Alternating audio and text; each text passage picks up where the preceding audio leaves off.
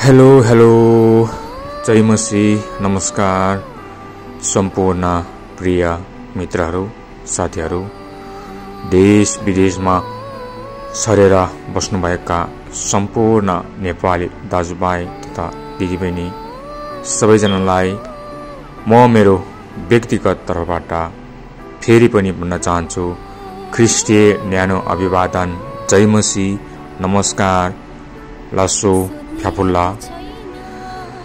स्वागत छ हजुरहरू सबैजनालाई आजको यस प्रभुको वचनमा।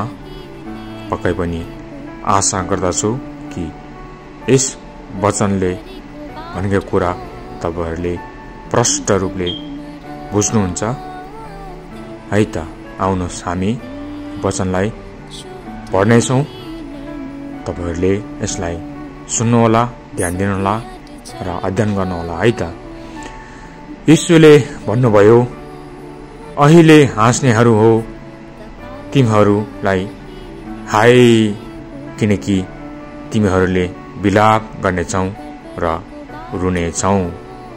आमेन।